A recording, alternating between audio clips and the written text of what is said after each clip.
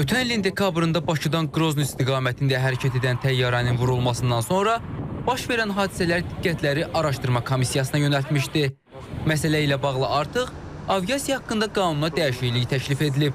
Milli Məclisin İqtisadi Siyasət, Sənaye və Sahibkarlıq Komitəsinin iclasında müzakirəyə çıxarılan əsas mövzulardan biri aviasiya hadisələrinin və insidentlərin araşdırılması üzrə daimi komissiyanın hüquqi statusunun müəyyənləşməsi olub.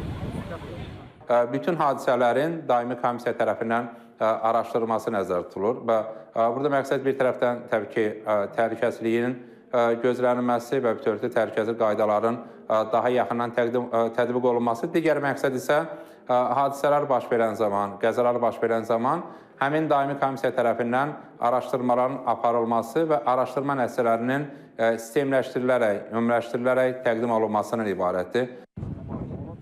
Bu kimi komissiyalar beynəlxalq qanuna əsaslanır ki, bu da aviasiya sahəsində əməkdaşlıqla təhlükəsizlik zəmanəti hesab edilir.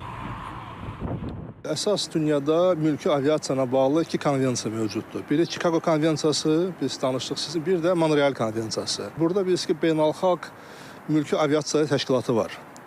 O da həmən o Chicago konvensiyası çərçivəsində yaradılıb. Həmən o təşkilatın da funksional ötəklərinə biri 193 dövlətin mülki aviasiyana bağlı məsələlərinə gündəmə gətirib ona yardım eləmək və onu tənzimləməkdir. Hadisələr orada cəmlənərək, arxivləşdirilərək və case study'lər öyrənilir və müvafiq təhlükəsizliklə bağlı normalar gündəmə gəlir. Məsələ artıq Milli Məclisdə müzakirə olunub və birinci oxunuşda qəbul edilib.